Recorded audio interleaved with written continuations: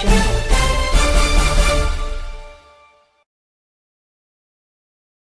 afternoon. Here is the national news from BGI TV Current. First, the headlines. FG set to replace dissolved federal government board appointments. Traditional ruler urges patience with Tinubu's administration. Federal government files charges against Emefiele over illegal possession of firearms. 2-year-old boy shot dead at his mother's shop, sibling injured during Ndlea raid in Delta. On sports, Super Falcons walloped Queensland Lions 8-1 in friendly. I am Morire Rabila Lawal, the news shortly. The federal government is set to replace dissolved federal government board appointments as President Bola Tinubu constitutes a special committee headed by the Chief of Staff, Honorable Badabia Miller, tasked with the responsibility to replace affected board appointments. The special committee is tasked with the responsibility of creating selection and nomination modalities in line with the law governing and the requirements and qualifications expected of appointees in the affected ministries, departments, and agencies, MDAs. According to a source within the presidency, Tinubu demands thoroughness in understanding the agencies whose Establishment Act mandate federal character representation or specified educational and technical expertise.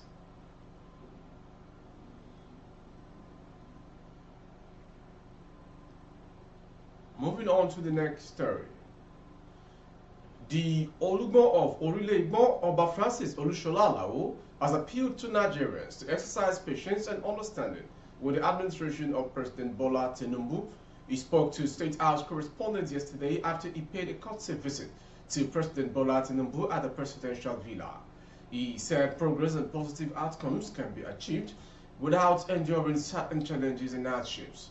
Oba Francis Olushola encouraged Nigerians to remain steadfast and resilient during this period of transformation, acknowledging that the path to success often entails temporary setbacks. He stressed the importance of looking beyond immediate difficulties and recognizing the long-term benefit that will accrue to the nation.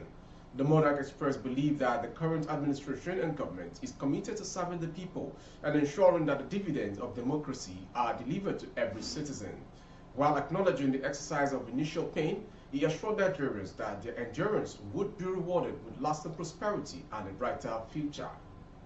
Courtesy visit to the president and to wish him well a successful tenure. And also we've been able to discuss some national issues that will bring prosperity to all Nigerians. All I will say is, let all Nigerians be patient with him.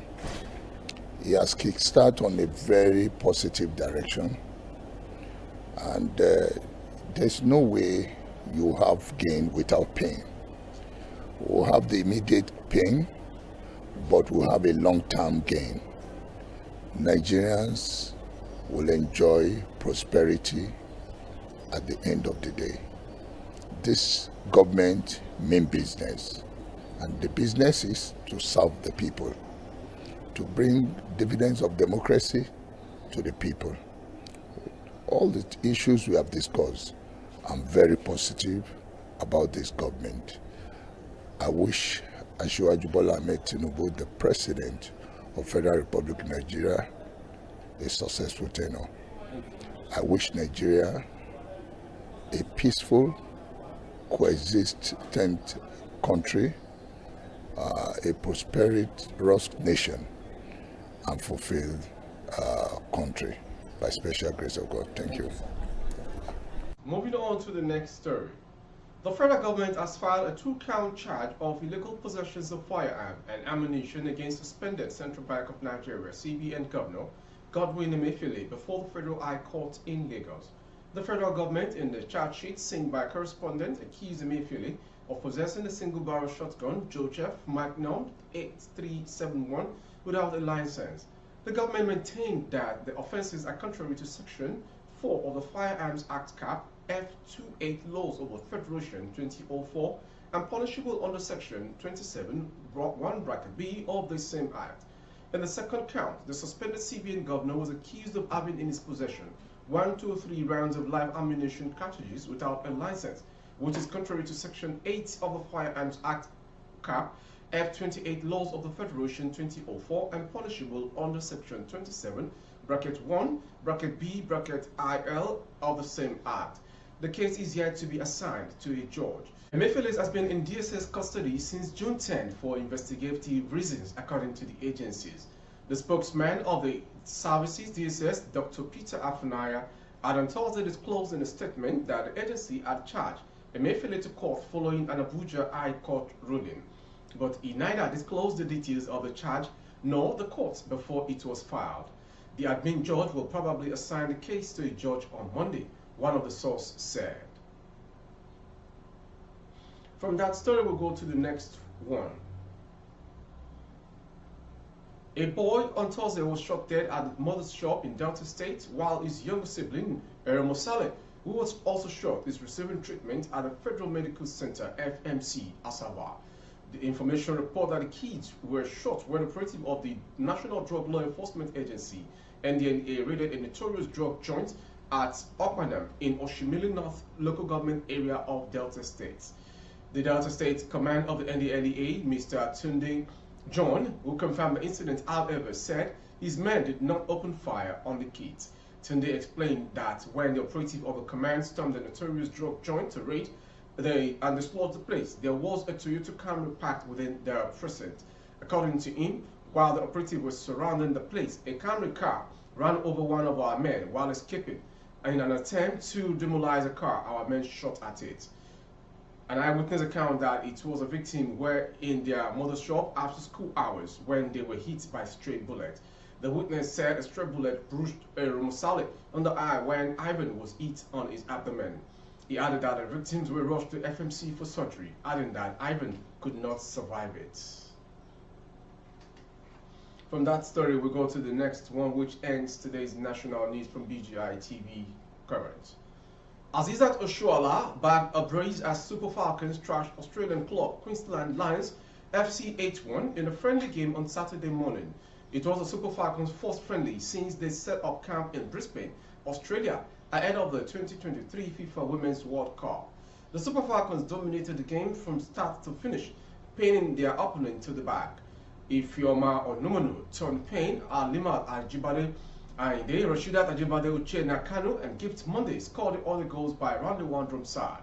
The players and the officials will move to their designated camp base, the Sotul Hotel Brisbane, on Sunday.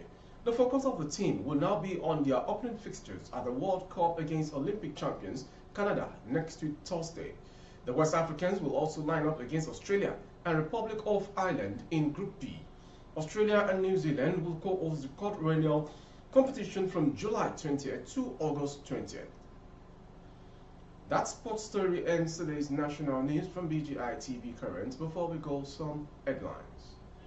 FG sets to replace dissolved federal government's board appointments. Traditional ruler urges patience with Tinubu's administration.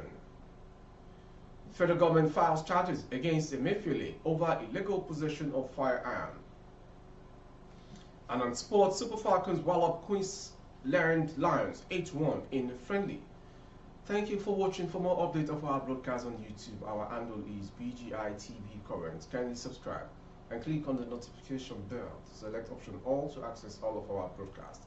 On Facebook, Bagede Imo with Alawiye Adebayo. Please like and follow the page. I am Morire Rabila Lawal. Good afternoon. Audio Jungle.